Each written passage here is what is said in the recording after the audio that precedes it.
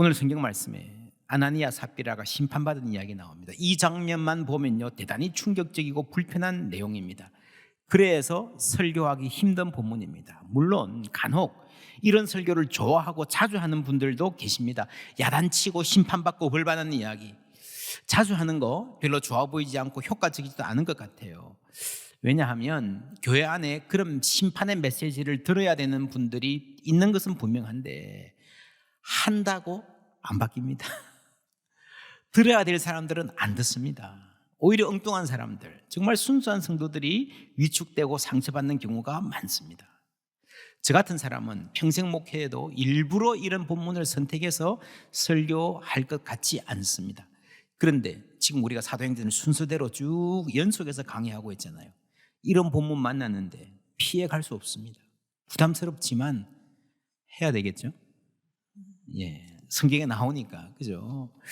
여러분, 성경에 나온다는 말은요, 우리의 영적 유익을 위해서 필요하다는 말이에요. 누가가 교회의 역사를 쓸 때에 수십 년에 걸친 긴 역사를, 그 많은 사건들을 추려서 28장에 압축해서 썼습니다. 이 책에 기록되지 않은 사건들도 많았을 겁니다. 축복의 말씀도 있지만 경고의 말씀도 있습니다. 교회가 막 부흥하고 신나게 달려가는 역사도 있지만 협박받고 오해받고 옥에 갇히고 채찍에 맞는 일도 있습니다. 그 일들 중에 아나니아, 삽비라 같은 사건도 있습니다. 그러니까 교회의 역사를 쓰면서 꼭 기억해야 될 부분, 내러티브로 된 교회론을 가르칠 때에 교회는 이런 공동체화를 가르치면서 꼭 전해야 될 필수 영양소에 해당하는 메시지, 이 심판의 메시지도 들어있다는 겁니다. 불편하지만 우리가 꼭 듣고 새겨야 될 말씀입니다. 이 5장에 나오는 아나니아 삽비라 이야기는 배경이 있습니다. 4장 마지막 부분 우리 읽어보겠습니다. 구브로에서 난 레이족 사람이 있으니 이름은 요셉이라. 사도들이 일컬어 바나바라. 번역하면 위로의 아들이라 하니 그가 밭이 있음에 팔아 그 값을 가지고 사도들의 발 앞에 두니라. 바나바가 교회 안에서 존경을 받습니다. 모두들 바나바 바나바 그러는 거예요. 아나니아라는 사람이 보니까 너무 부러워요. 나도 저렇게 좀 인정받고 싶다. 나도 바나바처럼 밭을 팔아서 바치면 존경받겠지? 될까요? 이번 돈 낸다고 존경하고 알아주고, 초대 예루살렘 교회가 그렇게 허술하고 물질적인 교회가 아니었어요. 바나와 밭 같은 신앙과 인품, 품격은 갖추지 못하고 돈으로 존경을 사려 하는 사람, 이 사람 행동 보십시다. 5장에 나옵니다. 아나니아라 하는 사람이 그의 아내 삽비라와 더불어 소유를 팔아 그 값에서 얼마를 감춘매 그 아내도 알더라. 여러분, 처음부터 계획을 같이 했다는 겁니다. 둘이가 뭔가를 모의했다는 말입니다. 우리는 알고 계획하고 다른 사람들은 모를 줄, 사도를 속일 수 있다고 생각했다는 겁니다. 그래서 가져갔는데 남자 혼자서 베드로가 이르되 아나니아야 어찌하여 사탄이 내 마음에 가득하여 내가 성령을 속이고 땅값 얼마를 감추었느냐 하고 물음표. 여기서 베드로는 6번의 질문을 합니다. 첫 번째, 왜 네 마음에 사탄이 가득하였느냐? 왜 성령을 속이느냐? 좀 더 정확하게 번역하면 왜 이것을 성령으로 된 일처럼 위조하느냐 하는 말입니다. 땅을 판 돈의 일부를 감추었느냐? 땅이 본래 너의 것이 아니었느냐? 판 이후에도 너의 권리 안에 있지 않았느냐? 왜 너의 마음을 이 일에 두었느냐라고 6번이나 질문합니다. 우리가 지금 이렇게 한 달에 쭉 읽지만요, 여러분, 사도행전의 대부분의 스피치들은요 요약이에요, 요약. 그러니까 이것보다는 꽤 긴 대화가 오고 갔을 거라는 것을 알 수 있습니다. 베드로는 그 과정에서 6번이나 질문합니다. 여러분, 물어본다는 말은 무슨 말이에요? 대답할 기회를 준다는 거예요. 6번의 질문은 6번의 기회를 준 겁니다. 왜 속이느냐 물어봤을 때에 아시는구나. 그러면 솔직하게, 부끄럽지만 솔직하게 말할 기회가 있잖아요. 6번이나 기회를 줬는데 아나니아는 그 기회를 다 흘려보냅니다. 놓칩니다. 7번째 말했을 때에 아나니아가 이 말을 듣고 엎드려져 혼이 떠나니 이 일을 듣는 사람이 다 크게 두려워하더라. 여기서 주의해야 될 것은 베드로가 너 죽으라, 사형 선고한다 라고 심판을 선언한 것이 아닙니다. 사실을 질문하고 사실을 말했을 뿐입니다. 그런데 아나니아가 죽었어요. 관찰자들이 보기는 심장마비인가 비슷한 충격인가 볼 수 있고, 우리는 하나님이 하신 일이라고 하는 것을 알 수 있습니다. 7절에 3시간쯤 지나 그의 아내가 그 일어난 일을 알지 못하고 들어오니, 전혀 알지 못합니다. 다른 사람은 다 아는데, 여러분 이때 이 아내 삽비라가 어떤 표정으로 어떤 마음으로 들어왔을까요? 알지 못하니까 계획을 보냈잖아요. 계획을 교회에 깜짝 놀랄 만한 계획을 보냈습니다. 지금쯤 우리 부부가 교회에서 스타가 되어 있겠지, 박수가 넘쳐났겠지, 이런 기대를 하고 갔을 것 같아요. 그런데 베드로가 묻습니다. 베드로가 이르되 그 땅 판값이 이것뿐이냐 내게 말하라 하니 이르되 예 이것뿐이라 하더라. 베드로가 이르되 너희가 어찌 함께 꾀하여 주의 영을 시험하려 하느냐. 보라 내 남편을 장사하고 오는 사람들의 발이 문 앞에 이르렀으니 또 너를 메어 내 가리라 하니. 이것도 정확하게 말하면 너는 죽어야 되라는 선포라기보다는 이런 일이 일어날 것이라는 예견으로 볼 수 있습니다. 여기서 두드러지는 것은 베드로의 꿰뚫어보는 능력, 이제 앞에 그런 일이 났으니 하나님이 이렇게 하실 것이다 라고 아는 성령의 지혜입니다. 이 부분은요, 이 영적인 지식과 지혜가 여기 통찰력이 핵심인데, 베드로가 모를 것이다 생각하고 일을 꾸몄잖아요. 그렇죠? 여러분 중요한 것은요, 오늘 본문은 사람이 사람을 판단하고 심판하는 얘기가 아닙니다. 오늘날의 교회에 죄를 지어도 여러분 교회 시스템의 문화에 징계가 없다, 징계가 사라져서 문제다, 이거 되살려야 된다, 맞습니다. 그런데 주의해야 될 점은 오늘 이 아나니아 삽비라 이 본문이 교회에 징계의 필요성과 절차를 가르쳐준다? 그것은 아닙니다. 오늘 이 본문은 여러분 성경을 잘 읽어야 됩니다. 오늘 이 본문은 교회를 구성하는 사람들이, 지도자들이 조직적으로 나서서 어떤 절차를 갖고 징계하는 그런 내용이 아니에요. 사도 베드로가 자기 권위를 갖고 심판한 것이 아닙니다. 교회가 가는 방향에 하나님이 브레이크를 밟으신 거예요. 그 브레이크 언제 밟습니까? 위험할 때죠. 때로 하나님이 우리 가정에, 우리 교회에 그 브레이크 밟으시는 거는요, 이거 지금 안 하면 더 큰 사고가 생길 걸 아시기 때문에 밟으시는 거예요. 우리는 교회를, 역사를, 우리 가정을 이끌고 가시는 운전자이신 하나님의 판단을 신뢰하는 것입니다. 다시 말합니다. 징계의 필요성은 있지만 오늘 이 사도행전 5장 본문이 징계의 필요성과 절차, 말 안 들으면 이렇게 죽는다, 이 말 하는 것 절대로 아닙니다. 교회의 징계의 절차에 대해서는요, 대표적으로 다른 본문들이 있습니다. 마태복음 18장 먼저 찾아가서 권면하라, 안 들으면 다른 사람과 함께 가라 하는 대단히 신중하게 차근차근하게 접근할 것을 말합니다. 오늘 이 본문은 하나님에 대해서 가르치는 거예요. 죄를 용납하지 않으시는 하나님. 근데 그래도 즉사시키는 것은 너무하시지 않나. 우리는 우리 눈에 보이는 것만 봅니다. 그러니까 하나님이 이해 안 되고 너무하다 싶을 때가 있는 겁니다. 아나니아 삽비라에 대해서 적용해 보면 이렇게 생각해 볼 수 있습니다. 하나님은 아시고 우리가 모르는 무엇이 있을 거예요. 분명히 상상하자면 이 부부가 거짓말을 이때만 했을까요? 평소에 거짓말 한 번도 안 하고 정직하게 살다가 이때 딱 한 번 거짓말 했을까요? 이거 보면요, 많이 해본 솜씨야. 그렇지 않습니까? 둘이서 사업을 했다면요, 이것저것 속이면서 이게 능력이야, 이게 수완이야 그러면서 돈을 모았을 가능성이 많고요, 많은 사람들 속이면서 피눈물 나게 했을 가능성이 있다는 겁니다. 물론 그래서 죽였다 이 말이 아니고 하나님 입장에서는 우리가 모르는 무엇이 있어서 행하신 거예요. 또 하나 생각할 것은 우리가 모르는 미래의 어떤 가능성입니다. 이렇게 급 브레이크를 밟으실 때에 우리는 저 앞에 무엇이 있나 모르지만 낭떠러지가 있을 수 있습니다. 더 끔찍한 무엇이 있을 수 있습니다. 이런 사람들의 거짓말이 교회 안에서 제지받지 않고 그냥 넘어갔다면요, 그 다음은 어떻게 됐을까요? 이 공동체 내에서 존경받았을 거예요. 이 사람들 본래 목표가 바나바처럼 되는 거였잖아요. 목표 달성, 힘이 생겼습니다. 그 다음에는요, 교회를 좌지우지하려 해요.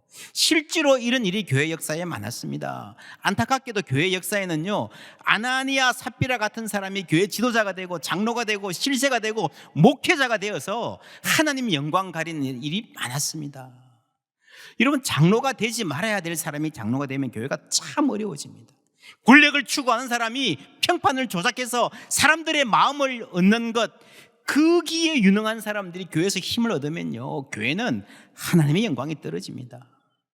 우리 장로교회는 노회장, 총회장 이런 직위가 있습니다. 이게 본래 마드레이트라 그래요. 사회자예요, 사회자. 회의가 있으니까 사회자예요. 이게 필요한 섬김이고 나름대로 귀한 직분입니다. 그런데 이게 필요 이상으로 지나치게 권위가 부여되면서요, 그것을 목표로 살아가는 사람이 있습니다. 그게 아나니아고 그게 삽비라예요. 그게 교회의 타락입니다. 이런 경향의 극단적인 예가 중세의 교황이잖아요. 그리스도의 경손을 본받지 못하고 나서기 좋아하고 으뜸되기 좋아하는 사람들. 그래서 종교개혁가 마틴 루터는요, 당시의 교황을 가리켜 적그리스도라 하기도 했습니다. 우리가 이 사건에서 무엇을 배워야 됩니까? 온 교회와 이 일을 듣는 사람들이 다 크게 뭐라고요? 두려워하니라. 이 두려움이 여러분 건강한 교회의 필수적인 요소입니다. 무슨 두려움입니까? 여러분, 거짓말한 사람이 이 두 부부뿐이었을까요?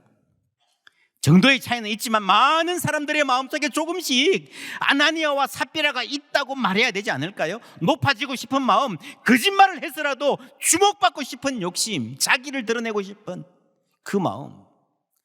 두려워한다는 말이 무슨 말입니까? 갈라디아서 6장에 나오는 말씀 함께 읽습니다. 형제들아, 사람이 만일 무슨 범죄한 일이 드러나거든 신령한 너희는 온유한 심령으로 그러한 자를 바로잡고 너 자신을 살펴보아 너도 시험을 받을까 두려워하라. 아멘. 나도 예외가 아니라는 거죠. 아나니아, 삽비라 혹은 우리가 뒤에서 보는 정말 나쁜 사람들의 이야기를 들을 때에 그 사람들 손가락질만 하고 끝나지 말고 더욱더 간절하게 조심해서 내 안에는 그런 죄가 없나 살펴보고 두려워하라는 거죠. 어떤 사람들의 죄는 밝히 드러나 먼저 심판에 나아가고 이게 아나니아, 삽비라예요. 그런데 여러분, 어떤 사람들의 죄는 그 뒤를 따른다 그랬어요. 이와 같이 선행도 밝게 드러나고 그렇지 아니한 것도 숨길 수 없느니라. 지금 그 죄가 드러나서, 허물이 드러나서 창피당하고 징계받는 저 사람이 여기 그냥 앉아있는 사람들보다 더 나쁜 사람이다라고 할 수 있는 보장이 없다는 거예요. 하나님의 계획에 따라서 누구는 먼저 들키고 누구는 나중에 심판받는 거예요. 그 어떤 것도 하나님 앞에 숨길 수 없을 줄 믿습니다. 이 대목에서 여러분, 선행도 마찬가지라 그랬어요. 이런 죄를 지어서 발각되는 이 사람들하고요, 선행을 행하는 사람이 완전히 딴 사람이 아니라 똑같은 사람들이에요. 똑같은 사람들. 어떻게 하면 날 알아줄까? 너무 머리 쓰지 마십시오. 그러다 보면 복잡해져요. 여러분, 사람이 그렇게 머리 굴리면 진실성이 사라져요. 그래서 사람이 매력이 없는 거예요. 메마른 거예요. 하는 말을 보면 조목조목 다 맞는 것 같은데 감동이 없어요. 그게 영적 파워가 없어요. 여러분, 하는 만큼 헌신하고 열심히 선행하고 섬기고 알아주고 못 알아주고는 하나님께 맡기시기를 주님의 이름으로 축원합니다. 그게 믿음이에요. 그게 믿음. 그럴 때 은혜가 임합니다. 어떤 은혜가 임하는가 하면요, 단순성, 심플리시티의 은혜입니다. 여러분 아십니까? 이 단순해지는 게 엄청난 은혜입니다. 이 반대는요, 정신이 사납고 시끄러운 거예요. 이렇게 하자니 저 사람 신경 쓰이고 저렇게 하자니 이 사람 눈치 보이고 막 인생이 복잡해요. 단순해지는 게 은혜입니다. 밭을 팔았어요. 전부 팔았으면 전부 팔았다 그러고 일부만 가져왔으면 일부라 그러고 다 헌금하면 좋겠는데 아까워서 다는 못하겠어요. 나 아까워요. 그러면 아깝다고 말하면 되는 거예요. 그렇잖아요. 그게 단순한 겁니다. 그걸 자꾸 어떻게 포장할까, 어떻게 말할까, 어떻게 잘 보일까, 거기에 신경 쓰면 사람이 비루해지고 저열해집니다. 여러분, 품격 있는 삶 어디서 온지 아십니까? 빌립보서 2장 말씀 함께 읽습니다. 그러므로 나의 사랑하는 자들아, 너희가 나 있을 때뿐 아니라 더욱 지금 나 없을 때에도 항상 복종하여 두렵고 떨림으로 너희 구원을 이루라. 아멘. 두렵고 떨림으로. 여러분, 우리 사회가 잃어버린 결정적인 소중한 자질이 품격이에요. 품격. 사람들이 똑똑한데 무게가 없어요. 말에 신뢰가 없어요. 어른이라고 하는데 권위가 없어요. 여러분, 나의 유불리에 따라서 이리 갔다 저리 갔다, 이 말 했다 저 말 했다, 뭐예요? 바람에 나는 겨와 같도다 그랬어요. 여러분, 그런 사람 믿을 수 있겠습니까? 못 믿어요. 신뢰가 없어요. 그러다 보면요, 나도 나를 알아. 나도 나를 못 믿어. 나도 나를 못 믿어. 이랬다 저랬다 하는데 뭐 어젯밤에 잘 때는 이랬는데 아침에 일어나 보니까 또 아닌 것 같아. 그러니 불안한 거예요. 정직하지 못한 사람은, 거짓말 많이 하는 사람은요, 불안에 시달립니다. 사도 베드로도 지금 여기 이렇게 앉아있지만 본래는 대단히 촐싹대는 사람이었습니다. 막 나서고 막 알아달라고 막 그냥 스스로 똑똑하다고 능력 있다고 생각했습니다. 그런데 불안했어요. 근데 그 사람이 성령 충만한 후에 십자가의 은혜로 지금 태산같이 중심을 잡고 있는 모습 보십시오. 이게 품격이에요. 그 품격이 어디서 나옵니까? 요즘에 그런 말 많이 하죠. 자신감을 가져라, 자존감을 회복해라. 아니에요. 여러분, 남의 말도 못 믿고 나 자신도 못 믿는 사람이 어떻게 자신감을 가집니까? 넌 할 수 있어. 여러분, 그게 멋있게 들리지만 그게 해결책이 아닙니다. 자신을 믿어라 하는 것은 결코 해답이 못 돼요. 하나님 믿어야 됩니다. 여러분, 하나님 믿습니까? 그러면요, 하나님 앞에서 두려워할 줄 알아야 돼요. 두렵고 떨림. 내가 아니라 하나님입니다. 곧 그가, 삽비라가 베드로의 발 앞에 엎드러져 혼이 떠나는지라. 여러분, 이 엎드러진다라는 말은 굉장히 독특한 단어입니다. 성경에서 엎드려 절하세, 그죠? 절한단 말이에요. 경배한다는 말이에요. 권위를 인정하고 엎드려서 복종한다는 의미입니다. 삽비라가 죽었는데 엎드려졌다는 말은요, 이 단어의 뜻은 그냥 픽 이렇게 쓰러진 것이 아니라 이렇게 앞으로 쓰러져서 그냥 죽은 것 같은데 사도들 발 앞에 큰절하듯이 납작 엎드린 모양을 취했다라는 그 말이에요. 여러분, 생각해 보세요. 아주 놀라운 장면입니다. 이것은요, 문학적으로 탁월한 상징이고 신학적으로 대단히 중요한 주제입니다. 4장에 나왔습니다. 그 중에 가난한 사람이 없으니 이는 밭과 집 있는 자는 팔아 그 판 것의 값을 가져다가 사도들의 뭐라고요? 발 앞에 두매. 37절에 그가 밭이 있으면 팔아 그 값을 가지고 사도들의 발 앞에 두니라. 무슨 말입니까? 이게 엎드리는 거예요. 내 재물이지만 발 앞에 둔다는 것은요, 그 처분에 맡기는 거예요. 그 권위에 철저히 순종하는 거예요. 여러분, 아나니아와 삽비라의 죄가 무엇입니까? 다 팔았는데 다 갖고 와서 드리지 않은 것이 아닙니다. 하나님은 결코 헌금 찾게 했다고 벌하지 않으십니다.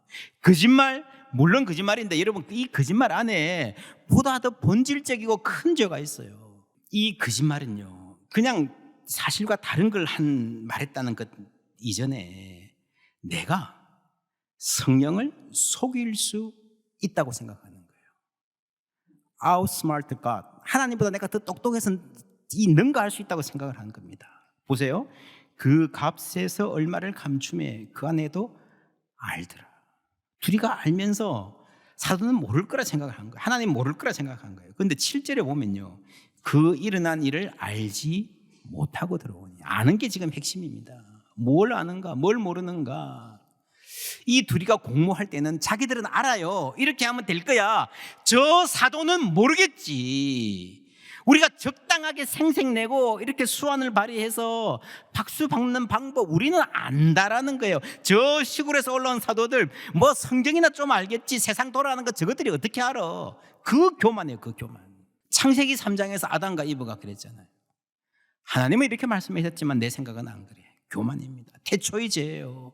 오늘날도 많은 교인들이 성경에는 이렇게 나오지만 내 생각은 달라. 목사님 설교에서 이렇게 말씀하시지만 저거는 아니야. 세상 그렇게 해서는 못 살아. 내 생각에는 안 그래. 내가 말씀 위에 있는 거예요. 여러분, 신앙은요, 내가 하나님의 말씀에 의해서 판단받는 거예요. 그런데 오늘날 많은 성도들이 내가 말씀을 판단하는 위치에 자신을 올려놓고 있습니다. 그 교만입니다. 이 죄는 태초부터 지금까지 똑같습니다. 아담과 하와의 죄도 교만이었고 아나니아와 삽비라의 죄도 결국에는 교만이에요. 교만하니까 거짓말하는 거예요. 내 머리로 하나님도 적당히 속일 수 있고 이용할 수 있다 생각하는 거예요. 내 말솜씨로, 내 정치력으로 그 정도의 얼버무릴 수 있다고 생각하는 거예요. 그 교만이에요. 갈라디아서 6장 7절 말씀 함께 읽습니다. 스스로 속이지 말라. 하나님은 업신여김을 받지 아니하시나니 사람이 무엇으로 심든지 그대로 거두리라. 하나님은 업신여김을 받지 않으십니다. 여러분, 언제 사람들이 하나님을 업신여깁니까? 내가 하나님보다 잘났다 생각하는 거예요. 회사의 사장이, 상급자들이, 직원들이 뭐 대충 둘러대고 이러면 알고도 그래 하고 넘어갈 때가 있잖아요. 여러분, 대부분 다 압니다. 그 사람들도 평직은 다 해봤어요. 다 알아요. 뭐 그거 일일이 다 들추고 어떻게 이래요. 그렇죠? 그래서 넘어갈 때가 있습니다. 문제는 그렇게 알고 넘어가면, 속아주면 지가 잘났다 생각하는 거예요. 계속 그렇게 하는 겁니다. 똑같은 짓만 하는 게 아니라 점점 간이 더 커지는 거예요. 그래서 인생 망하는 길로 가는 겁니다. 더 크게 망하는 길로 가는 거예요. 그래서 그 사람을 진정으로 원한다면 가끔씩 브레이크를 밟아야 됩니다. 때로 하나님이 우리 인생에 급브레이크를 밟을 때에 이런 그 하나님의 은혜의 개입이라는 사실을 기억하시기를 축원합니다. 다시 말씀드립니다. 아나니아 삽비라 사건이 일어났다는 것뿐 아니라 우리가 이거를 설교하기도 부담스럽듯이 누가도 초대교회 성경을 기록하면서 이런 급작스러운 죽음을 기록하는 게 상당히 부담스러워질 거예요. 이 부담스러우면 안 하면 되잖아요. 어차피 모든 사건 다 기록한 거 아니에요. 그런데 굳이 이 대목이 성경에 나와 있는 것은요, 이게 우리 신앙의 필수 영양소에 해당하기 때문에 그래요. 우리에게 엎드리는 것을 가르치기 위함입니다. 현대인들에게는 특별히 필요한 은혜입니다. 여러분, 엎드린다는 거요, 타인의 권위를 인정한다는 거요, 우리는 여기서 나의 주체성, 존엄이 파괴된다고 생각해요. 그래서 엎드릴 줄 모르고 어디 가서도 고개 숙일 줄 모르고 늘 고개 들고만 사는 사람들이 있습니다. 그런데 여러분, 주위를 돌아보세요. 한 번도 고개 숙일 줄 모르고 늘 빳빳하게 고개 들고 사는 사람들 중에서 잘 사는 사람 본 적 있습니까? 주위에서 인정받는 사람 본 적 있습니까? 주위에서 존경받는 사람 한 번이라도 본 적 있습니까? 없어요. 내 존엄은요, 내가 지키는 게 아니에요. 내가 매일 기쁘게 순례의 길 행함은 주의 팔이 나를 안보하며 내가 주의 큰 복을 받는 참된 비결은 주의 영이 함께함이라. 전에 죄에 빠져서 평안함이 없을 때 예수 십자가의 공로 힘입어 그 발 아래 엎드려 참된 평화 얻음은. 여러분, 우리 마음에 참된 평화가 언제 임합니까? 그 발 앞에 엎드릴 때에 참 평안이 임하고 참 자유가 생기는 줄 믿습니다. 저는 찬송가 부를 때 깜짝깜짝 놀랄 때가 있습니다. 어떻게 이렇게 기가 막힌 가사가 있지? 그 발 앞에 엎드려 참된 평화거든. 우리는요, 엎드리면 비굴해지고 엎드리면 평화가 깨진다 생각합니다. 그러나 해본 사람은, 진정으로 하나님 앞에 엎드려 본 사람은요, 여기서 평안을 누리게 되는 줄 믿습니다.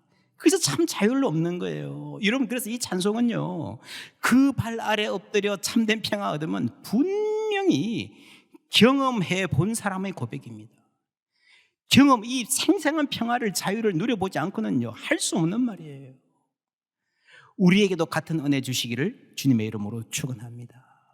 진리 앞에 엎드리고 하나님 앞에 항복하고 엎드리고 이 놀라운 신비를 경험하기를 축원합니다. 엎드릴수록 평안을 누리고 자유를 경험하는, 낮아질수록, 겸손해질수록 더욱더 존귀해지는 은혜, 하나님 우리에게 공급하여 주실 줄 믿습니다.